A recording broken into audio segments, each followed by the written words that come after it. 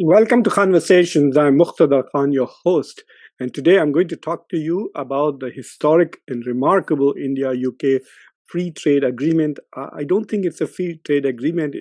It is a bilateral trade agreement. The actual official name is a Comprehensive Economic Trade Agreement. CETA. So I'm going to talk about it briefly, what the contents are, who are the winners and who are the losers. It is very clear to me that India wins big with this particular agreement, and Great Britain was going to come out a loser. Usually, we think of it as a win-win thing, but in terms of relative gains, India gains more out of this, and Great Britain will gain less from it. It will gain, but not as much as India will gain. And it is also possible that it's going to create a lot of domestic political problems for Great Britain, even though it will not create any domestic political problems for India. For India, it's a win-win-win. And if India is able to actually, shall we say, fully capitalize on this particular trade agreement, then India is going to do well. And some of the really optimistic goals that have been set to double the trade by 2030, to reach $100 billion by 2040 in cumulative trade. Right now, the trade is around $56 billion. To take it up to $100 billion in the next few years, those things could happen if India is able to fully capitalize on this. There will be instantaneous gains, obviously, on some products, because there is no need to ramp up production, etc. But the deal is not done yet. The Indian cabinet has to approve it, which is not a bit difficult. There are usually no debates in the Indian parliament, just shouting, etc. And since it is a cabinet meeting alone, it doesn't even require a parliament vote in India. I'm sure that the BJP, which controls the House, will be able to get all of its members or its entire cabinet to vote. It's not a big deal. For the British, it'll be a bit tricky to be able to get this vote passed, because unlike in India, where once the leader decides, everybody has no conscience, nothing else, they don't vote or anything different other than what the party does. That's not necessarily what is going to happen in the British Parliament. So Starmer will actually have to go and sell it very hard, not only to his public, but also to the members of the British Parliament. And most of the Liberals also consider that this was a good deal. This was the best deal that they have got since Brexit. They are also very upset with Brexit. They feel that Brexit has done a lot of harm to the British economy, and this deal, which Starmer defined as India's most comprehensive deal and Great Britain's biggest deal since Brexit, is seen much more positively by the Liberals. The Conservatives and the right-wing people in Britain, they hate it. They really hate it, and Nigel Farage talks about it. I'll make a separate video about Nigel Farage and the right-wing people who hate India. The conservatives, wherever they are, whether they are in England or US or India, their main thing is hating other people. They hate other people. They are racist. They don't respect democracy. They don't respect democratic values. And on top of that, now they have become nationalistic. So they are racist and nationalistic. So people like Nigel Farage also hate this bill because it's going to increase the presence of Indians in the UK marketplace. So more Indians will go and work in UK, even though they may not stay there permanently. Initially, they will go for 3 years, and they can potentially then change their view. So there are some issues there. I will talk about it in the video, in which I will talk about why the Conservatives are so anti this particular deal. And it is quite possible that if this had happened before the election, then Starmer, anybody was advocating for this, would have probably lost the election. So that is the expert opinion in Great Britain. Anyway, let's look at what the key features of the India-UK free trade is. First of all, let me make some 2 or 3 broad comments about it. This deal is important and remarkable because it comes at a time when protectionism is on the rise, when the United States is imposing tariffs on everybody. Okay, and we are talking about deglobalization. The world's fourth and the fifth biggest economies basically come together to, or rather, the fourth and the sixth biggest economies come together to sign a free trade agreement, which is quite comprehensive. So, in that sense, this is remarkable. This is going against the global trend. The second point that I want to make is that obviously this trade deal benefits India more than it benefits Great Britain, and you will know shortly why. The third point, like I tried to make, is that the British conservatives are not going to like it. They don't like it. They're going to oppose it. And I fear that it could generate more anti-India racism in Great Britain because of this particular deal. Number 4, there's an asymmetry in agricultural exports, which means that India continues to protect its agricultural and dairy market from British exports, as it is trying to do in the deal it is negotiating with the US. But the British agricultural or Indian exports, agricultural and dairy exports to Great Britain are open and without any tariffs. So there's an asymmetry there. British allows Indian exports in a particular sector to Britain, and the reverse is not allowed. At some point, somebody is going to notice it and is going to raise an objection. All right, so what are the key elements of the deal? Those are the broad views that I have about the deal. The key elements are that India will now be able to export 99% of its goods to Great Britain without tariffs. So 99% of the stuff that India is going to export to Great Britain is going to be at zero trade. So it's total free trade nearly for India. But the British goods will continue to get some tariffs. So for example, on things like automobiles, right now it's 100%. So the tariffs on automobiles and automobile parts from Great Britain to India will go down from 100% to 10%. So now you can buy an Aston Martin, you can buy a Jaguar, or you can buy a Land Rover for only 10% customs. But there is a 10% customs, and the same on auto parts. Whereas India's auto parts and India's cars to Great Britain will go at 0% of the tariffs. The whiskey, apparently, this is a big export, I guess. Whiskey producers will also benefit because right now the tariffs are 150%, and the tariffs will come down to 75%. And then after 10 years, it'll become 40%. So the tariffs on whiskey and other such alcoholic drinks will continue to remain at 40%. I guess the Indian government is trying to protect the Indian market. Overall, India's average tariff on British products will drop from 15% to 3%, whereas for Indian products, the average will be just around 0. So in that sense itself, you can see that there is an advantage to the British that, to India, that everything that India wants to export is going to go without any tariffs, especially jewelry, clothes, a lot of like leather shoes, bags and stuff, a lot of labor-intensive stuff that India manufactures will now be available in the British market at a lower price because there are no tariffs on them.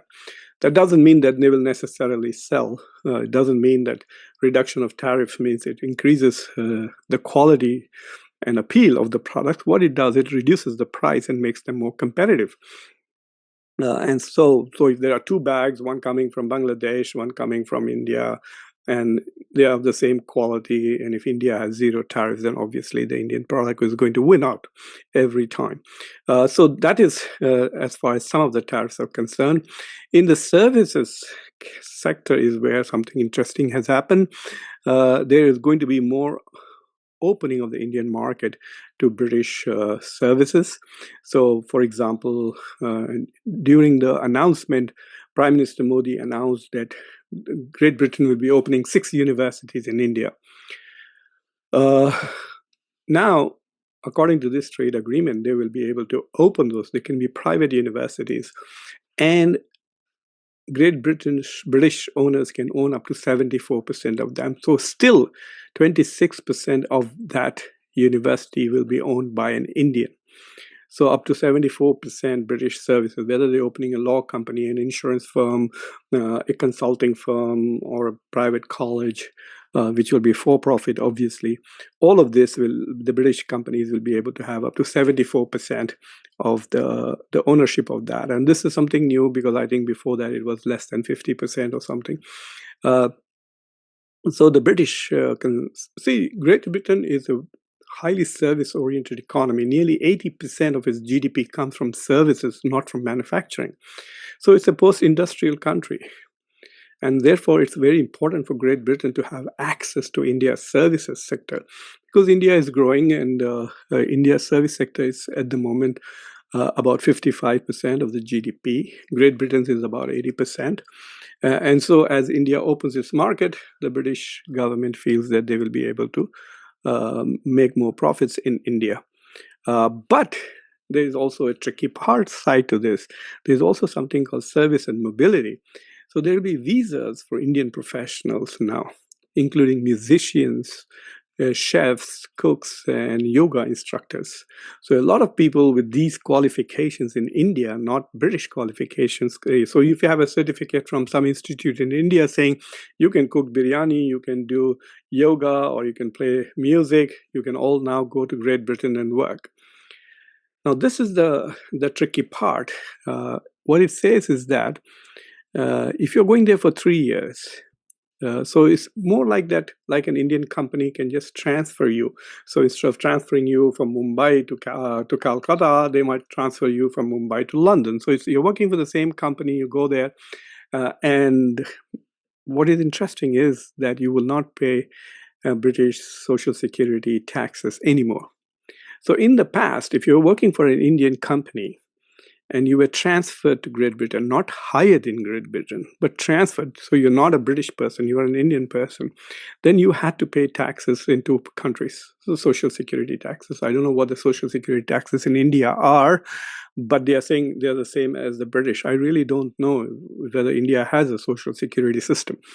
But nevertheless, so the British are saying that you don't have to pay social security, you don't have to pay for national health care expenses, but you could be there for 3 years, and healthcare is free in Great Britain, so you could take advantage of the British health system for 3 years.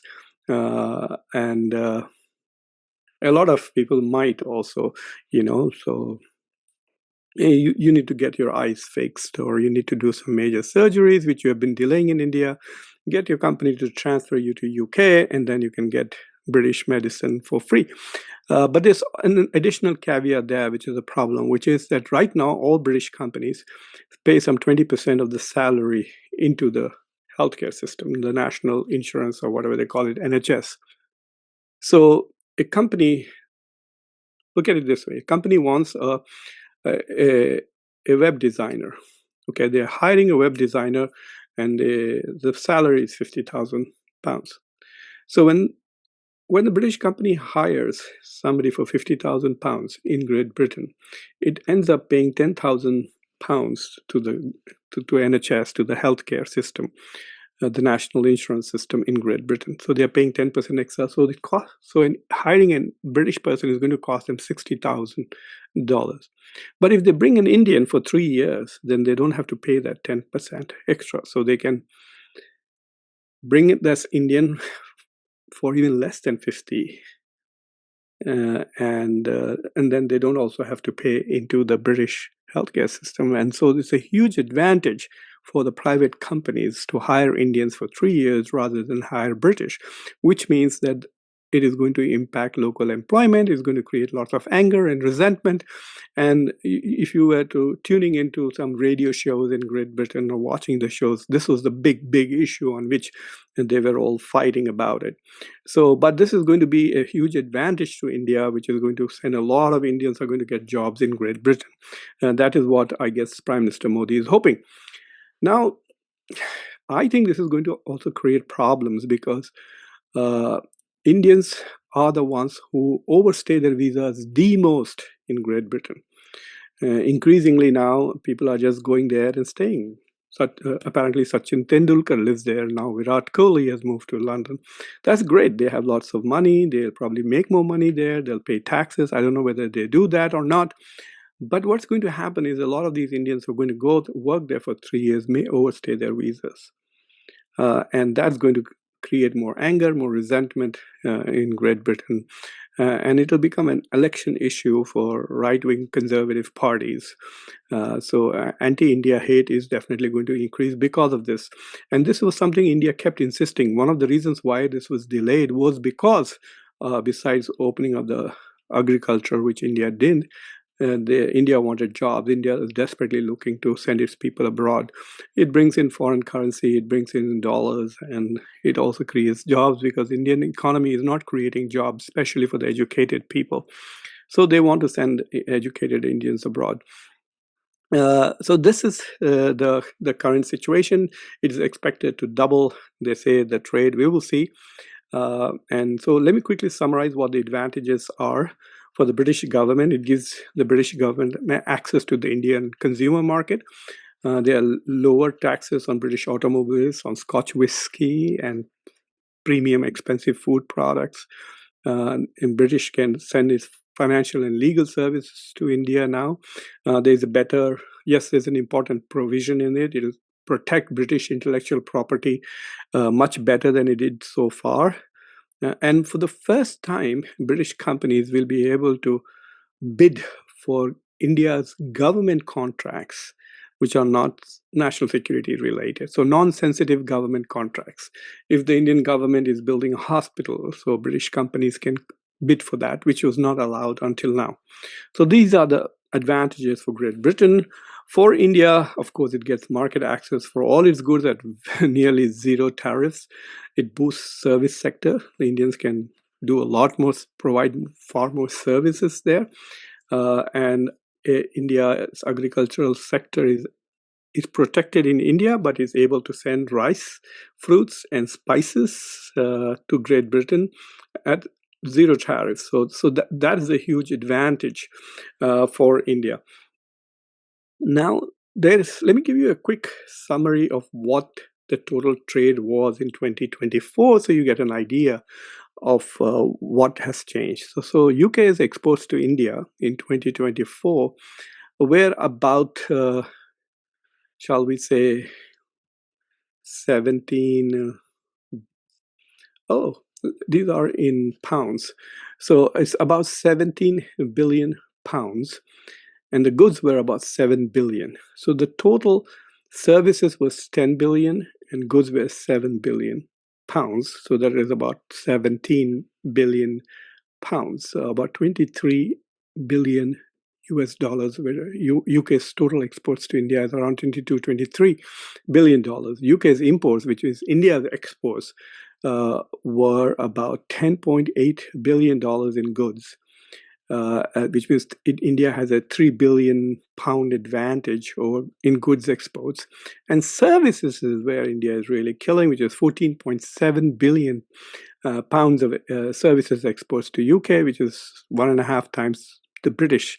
And so the India's total comes to about 32 billion pounds.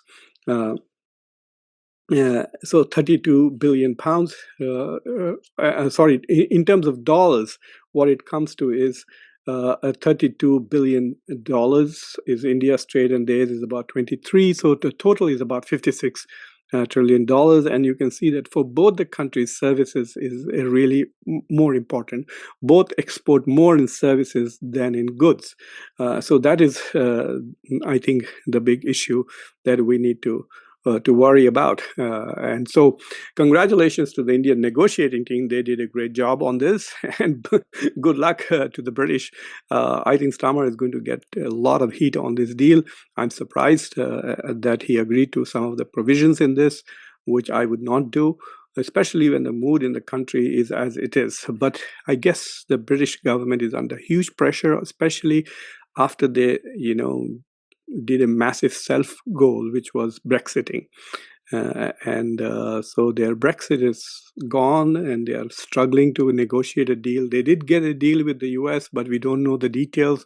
It just says 10% tariffs, but we don't know whether that excludes iron and steel or others. And I didn't even look at what Britain actually exports to the US. US is a huge partner of Great Britain. In fact, India is not even in the top 10 of Great Britain's partners. India is, I think, the 11th biggest import partner. That means in terms of imports coming in, and 12th biggest when it comes to exports. So Great Britain is making a great deal of having a bilateral trade agreement with a country which is not at the moment in the top 10 of their trading partners. But this is the first major free trade agreement deal that the British government has got since Brexit, which is comprehensive. As I said, they did get one with US, but I think the details have not yet been finalized. So I hope you found this interesting. So please subscribe to the channel, like this video, press the bell icon, and don't forget to share this video with your socio-political network. Until next time, I'm your host, Muqtedar Khan. Take care.